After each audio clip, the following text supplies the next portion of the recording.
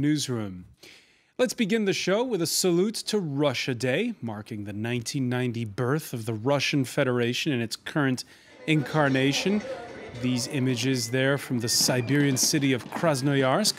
Back at the Kremlin, awards handed out by the man himself to valorous citizens for their contribution to preserving Russia's cultural heritage. Not everyone, though, in the spirit of official festivities. Tens of thousands turning out in Moscow for the biggest show of defiance against Vladimir Putin since his return last month to the president's post. With our panel, we're going to be looking at what's sparking discontent in a nation whose economy is growing at a robust 4% annual rate, whether after 12 years in power, Putin fatigue is limited to liberal elites, or does it run much deeper? Also, are arrests and tougher legislation on demonstrating the only options going forward, or can the Kremlin reform? Today in the France 24 debate, should Putin worry? And with us from Moscow, activist Nina Berezhnya. Thank you for being with us. You were in those demonstrations. We're going to talk about it in a moment. Her colleague here in Paris, Alexei Prokofiev, thank you for being with us. Thank you. You rallied earlier outside the embassy here in Paris. Yeah, there is currently a rally outside the embassy. And there was rain both in Paris and Moscow today. Yeah. Also with us, Tanya Rachmanova, author in French of At the Heart of Russia's Power. Welcome back to the France 24 debate. John Lauchland of the Moscow-backed Institute of Democracy and Cooperation. Thank you. And Inga Waterlot, head of the Russian language service at sister station Radio France International. Thank you for being with us. The France 24 debate, where you can always weigh in on the conversation on Facebook and on Twitter. You can find us at François F24. Now, they were 18,000 according to police, more than 100,000 according to organizers. Either way, this Tuesday, Moscow saw the largest anti-Putin demonstration since his re-election. The authorities are finally starting to understand that there are many of us who are against what is happening in our country, and I hope that the government will take action. The crooks and thieves today are in complete panic. As you can see, our rally is being conducted in unprecedented conditions. This movement needs to continue. We mustn't stop now. Within 2 years, we have to be done with Putin. Putin isn't going to last till 2017 for the centenary of the Great October Revolution. There will be a change of power.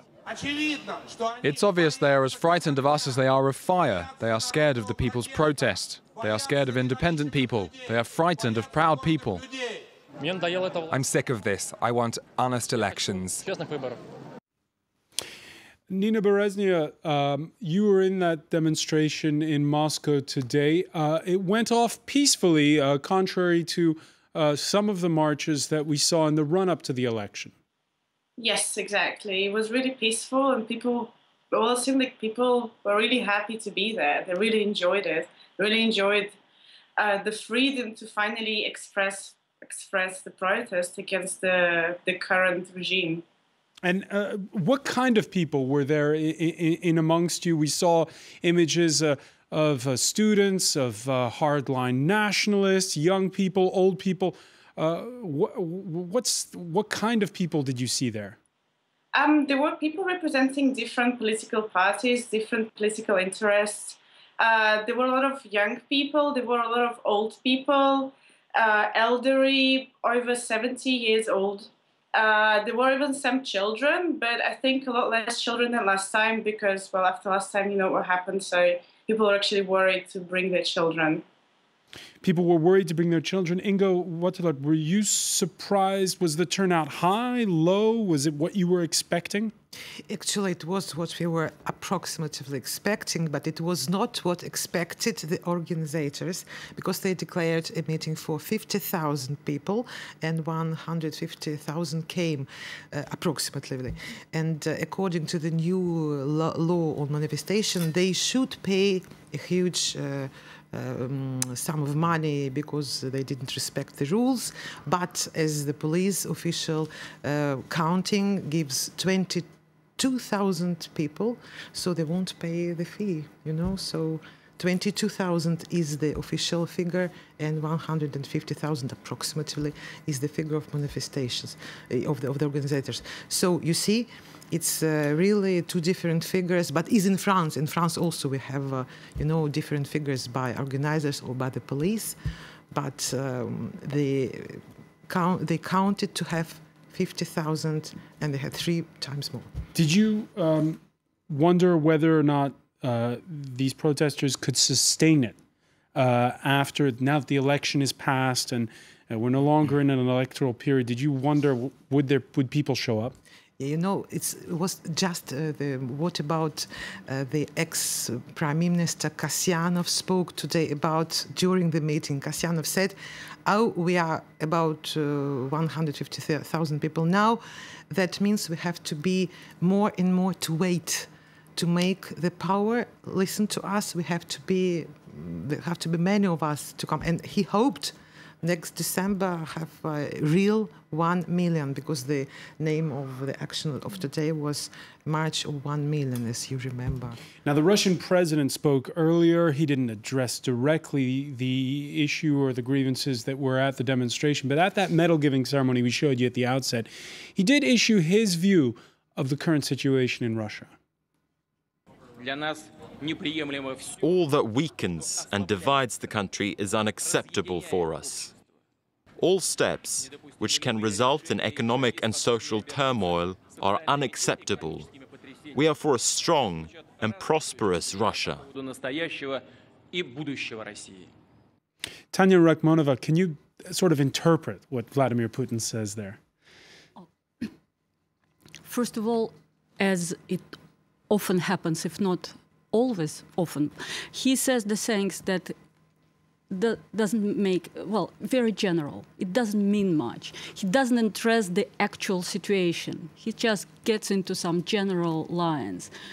And to say that, we are against anything that divide Russia, that turmoil, why to say that any demonstration divides Russia? Why to threaten immediately? Why to oppose the economical development of Russia and the social and the questioning, because the opposition is questioning, the opposition is, is against the power as it is, nobody is against Putin. So I think that he simplifies the things, and he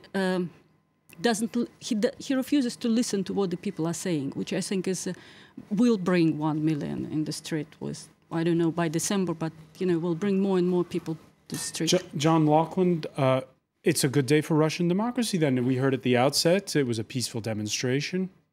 I was struck by what Nina said from Moscow. She said how wonderful it is to have the liberty to say what we think. Only last week, all the Western news outlets were saying that Putin had signed in a new law which was going to make demonstrations impossible. Of course. And now we see these tens of thousands, or in the case of according to the organised, hundreds of thousands of people. Of course, there is the minor issue of the top activists being called into police headquarters, having their offices searched. They were, of course, as you know, being interrogated about acts of violence that occurred on the 6th of May. And that would happen in any country. I think this timing, though, is a bit strange, no? Well, any country has rules about what is allowed and where demonstrations are allowed. I think the Western media propaganda about the Russian rule, so-called rule against protests, has been amply demonstrated to be false by these pictures we've seen today. These people, as Nina herself said, gathered peacefully and were able to say what they think. And that is indeed, as you say, a very good thing for democracy in Russia. Alexei Prokofiev? It's really funny what you say, sir, because as we know, and it's not a minor thing, that the main leaders of the opposition were not at this demonstration because they were arrested and they were today detained. And yesterday there were some searchings in their flats, and as we know that there have been a lot of things that police took from their flats. And I think that the fact that there were so many people today during the demonstrations, it's because also of the searchings yesterday, and as because of the the persecution of the Russian opposition now by the Putin's regime. And of course, what Putin says is really interesting, because he says he will not expect anything that is weakening and dividing Russia. But who is today weakening and dividing Russia is himself, by arresting the members of opposition, but not allowing them to demonstrate peacefully. And it was a peaceful demonstration, hopefully today. And what we have to remember, that none of these leaders of the opposition are accused of made some troubles during the last demonstration on the 6th of May.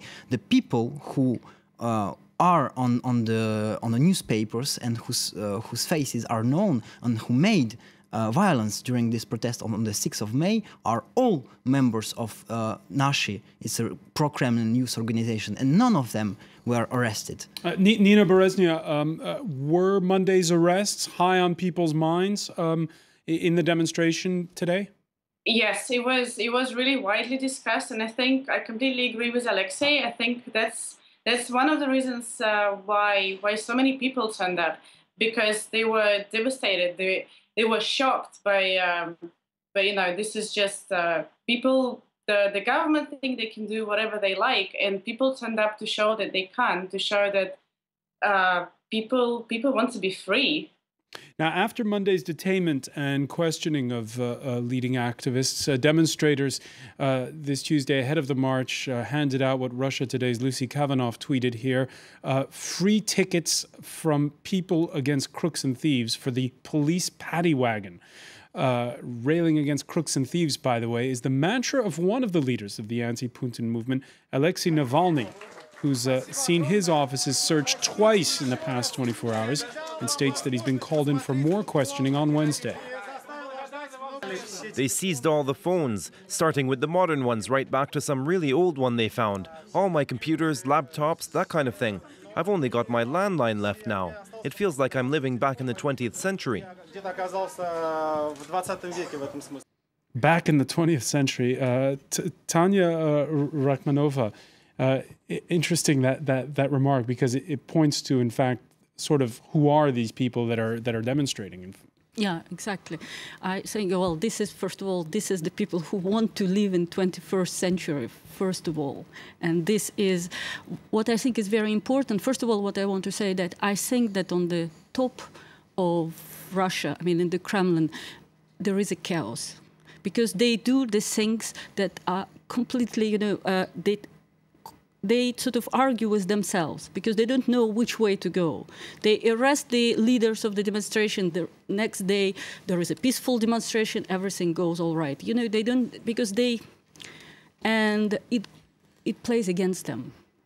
Because they don't understand that this is the people's protest. This is not Navalny, Sobchak, or Ilya Yashin. First of all, this is great. They arrest the people, or they convoke the people from different movements, completely different. So they do everything to help the opposition to unite.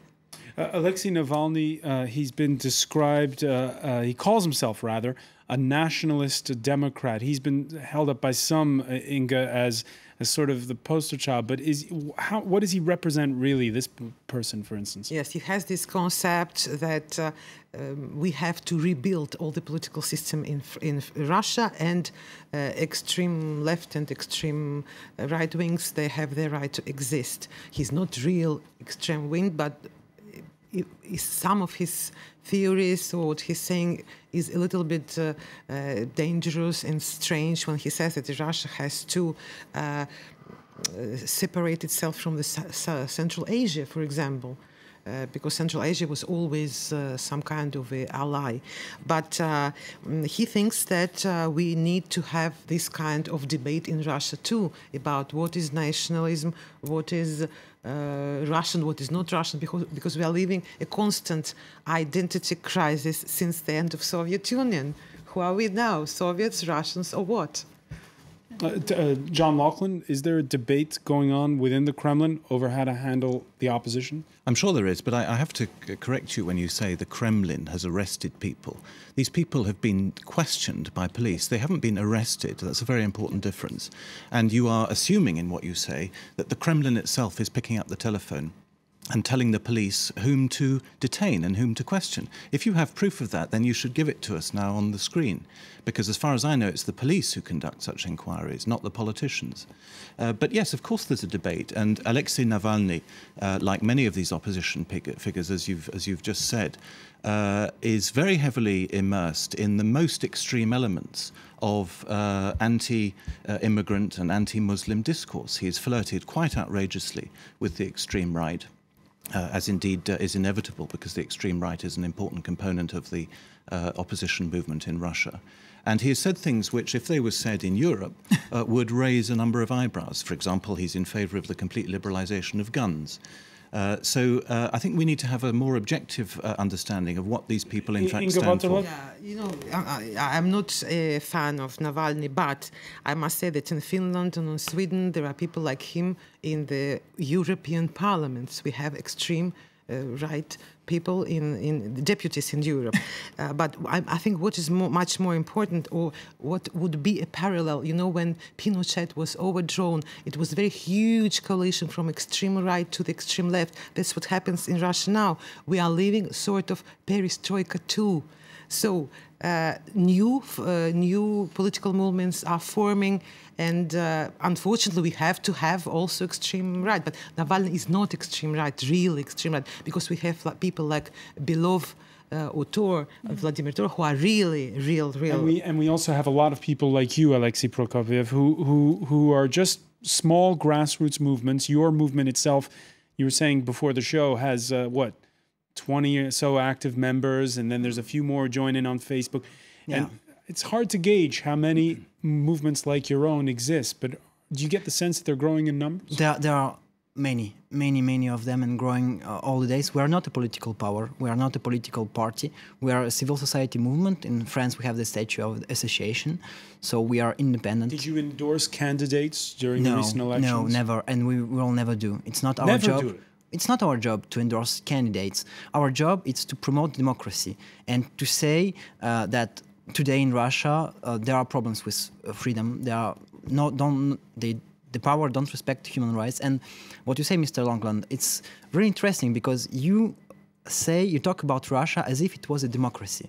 And in a democracy, in a democratical system, in France, for example, or in Great Britain, you have extreme right, you have extreme left, you have the liberals, you have centrists, you have socialists, you have social democrats, I don't know, you have conservatives. In Russia, there is no democracy. So you have the power, Kremlin, and the opposition. There are really few MPs inside Duma who are the real opposition. And the huge majority of them are not the real opposition. So if Navalny, you have some people who are a bit leaders, kind of leaders of the opposition, but not all people who demonstrate join them. Somebody like Navalny, somebody like Udaltsov, who is left position, somebody like Chirikov, who is green, ecologist, somebody like Yashin, it's more center-left. So, but what it's a very disparate group. I'm going to have to interrupt you because we are going to have to take a break. Okay. But when we come back, we'll pick up on the point. It's the France 24 debate.